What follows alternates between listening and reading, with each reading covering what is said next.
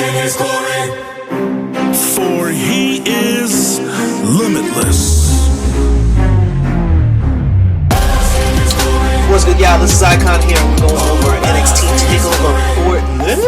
As a Trailblazer fan, this was pretty cool for me, although Damian Lillard's in Chicago for the All-Star game. So let's get right into it and talk about this amazing action we got going on the Gold brand. So I thought there was going to be a cruiserweight matchup, and it turns out that didn't happen. I guess they're going to save, like, since Jordan Devlin's the cruiserweight champion, I assume they're going to save his title defense for the NXT Takeover UK show, which they have coming up in April. I didn't hear any announcements of why, but I mean, I could have sworn they said that they were going to have Devlin versus Lio Rush, and then it didn't happen. So we have the standard 5 matches that we always get for an NXT show. So the first match was the NXT North American Championship, Keith Lee versus Dijakovic, and you know, this the match was good. It was classic, you know, Keith Lee, Dijakovic, you know, like the hard hitting, the aerial stuff for, you know, for the big guys that, you know, that we've never seen before. But one thing I will say, that the only downside to this match, because like I'm a huge fan of I like Dijakovic, I'm a huge fan of Keith Lee, I'm a big Keith Lee fan, and they did a spot where, you know, they were going back and forth, and then they were kicking out of each other's moves, and Keith Lee hit Dijakovic with his sit out, you know, like power bomb, with his pump up power bomb, and then he kicked out, but then Keith Lee hit it a second time, and the crowd was so into it that when he hit it the second time, the plate, like the roof, had literally blown off the building, and the match should have ended right there, and it didn't.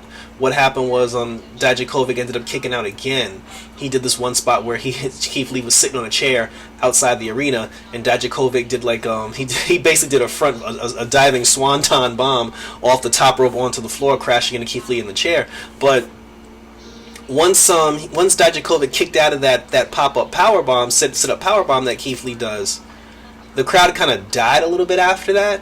And then with the finish was Dijakovic trying to get Keith Lee up. He couldn't get him up because, you know, his back was hurting, and then Keith Lee countered him, put him into his jackhammer slam, and Keith Lee got the pin, which was still cool. It was very amazing. Like I said, it was a good match. I enjoyed the match, but had they finished the match on that pop-up power sit-out power bomb, it would have had a bigger impact than it actually did. Because after that, the crowd kind of died. But good match, and I mean, we all knew Keith Lee was going to keep the belt, so he's moving on to the next challenger.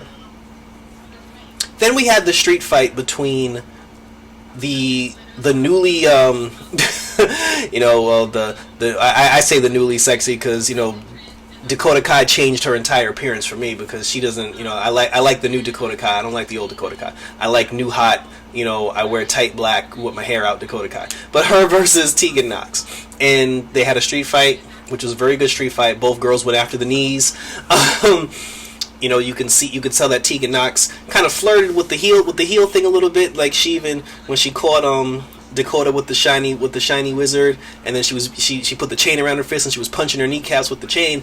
Like Tegan Nox had a moment where you can tell she was kind of like wondering if she was crossing the line, if she was, like, you know, stepping over the line and crossing into uncharted territory. But then she was like, screw it. She put a table up. She set up a table. She put Dakota Kai's neck into the you know, she put Dakota Kai on the table, put her head through a chair, and she was going to jump off the top rope and step on her neck inside of a chair through a table. I forgot the girl's name. Something Gonzalez. Andrea Gonzalez, Maria Gonzalez, or something like that. She was the big Latin girl who, the tall, I don't say big, she's not big, but the tall Latin girl who, she was in the Mae Young Classic, and she wore like that weird cowboy country get up. She showed up with different attire, and you know, and I think she had a first name change, and she took Tegan Nox, pushed her off the top rope, and Tegan Nox went crashing into the table instead of Dakota Kai. And it was funny because, you know, Miss Gonzalez, like, she pulled Dakota Kai off the table, you know, and then first she punched Tegan Nox, and then Tegan Nox was like groggy on the top rope. She moved Dakota Kai, and then she took Tegan Nox and she threw Tegan Nox off the top rope onto the table. Now, Tegan Nox hit the table hard, but the table didn't break, which was weird because the impact of her not breaking the table was probably a lot worse than had she actually broken through it. So then, Dakota Kai got the victory. Maria Gonzalez or whatever her name is, she picks her up. She raises Dakota Kai's hand in victory, and Dakota Kai looks over as like, who is this chick? Because she had no idea. It wasn't a planned thing. Like, she had no idea that the girl even helped her. So I'm interested to see what happens with that on the next NXT show on Wednesday. Then there was the NXT Tag Team match, the Broser Weights or whatever the hell they're called versus the Undisputed Era. It's the prize for them winning the Dusty Classic. They get a shot at the NXT Tag Team Champions, and the prophecy continues to crumble for the Undisputed Era as they lose the tag team titles. And Matt Riddle and Pete Dunne are your new NXT Tag Team Champions, but because they're not a real tag team, I guarantee you this won't last very long. Then we had Finn Balor versus Johnny Gargano. Good match, and even during the match, the crowd was actually into, like, despite Finn Balor being the heel, the crowd was actually cheering for Balor, and the crowd was booing Johnny. But it was a typical good match by both guys, back and forth, and then towards the end, Finn Balor he hit his moves, he hit his coup de grace, he hit his brainbuster looking thingy, his 1960 whatever he calls it, and then he got the win over Johnny and was even talking trash in Johnny's face when it was over too. So I'm just like, well, this feud shouldn't continue now because Johnny was talking that ish and he got beat. But this won't be the last we see of Johnny Gargano. Then we have the match that kind of like upset me the most because it was the match I was looking the most forward to. It was Bianca Belair versus Rhea Ripley for the NXT Women's Championship. I'm a huge Bianca Belair fan. I'm very high on Bianca Belair. And the moment the moment Rhea Ripley came out and challenged Charlotte Flair for the NXT Women's Championship, I immediately got angry on the inside because I'm like, well, thank you WWE.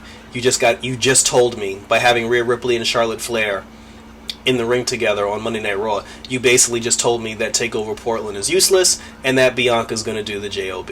And that's exactly what happened. She came out looking like $1.2 million, like $2 billion. She came out looking like $2 billion. Beautiful outfit. She put in work. She did what she does. She's the EST of NXT. But again, like we all knew, Rhea Ripley got the win. The match wasn't like it was a long match. It was a lengthy match, but it wasn't like a typical like long drawn out like barn burner. And then when the match was over and Rhea Ripley won the match, Charlotte came out anyway. She beat up Rhea Ripley, told her that like, yeah, I'm gonna challenge you at Mania, like no surprise. And then Charlotte went outside and then beat up on Bianca Belair. So I'm just like, I'll forgive you, WWE, if you make this a triple threat match, because nobody cares about Charlotte fighting one-on-one for any belts. And if you throw Bianca Belair in the mix and it's the three of them, fine, I'll let TakeOver slide. But I'm not happy about the TakeOver outcome, like I said, because I feel like Bianca got a raw deal, especially after everything that she did in the Royal Rumble and everything leading up to this moment. Like, she deserved better than that, and hopefully she gets her payoff by joining the NXT Women's Championship match at WrestleMania. And then finally, the final match of the night, it was Tommaso Ciampa versus Adam Cole, baby. And for the two of them, they said they put on a very good match. A lot of near falls, a lot of hits, a lot of kicks, a lot of super kicks, flips and everything. And then of course there's a moment where the referee gets knocked out. The Undisputed Era shows up to cheat, and then and then when the Undisputed Era shows up, Johnny actually showed up. Johnny Gargano showed up because when the referee was knocked out, Ciampa fought off the Undisputed Era, and then the championship belt was in the ring.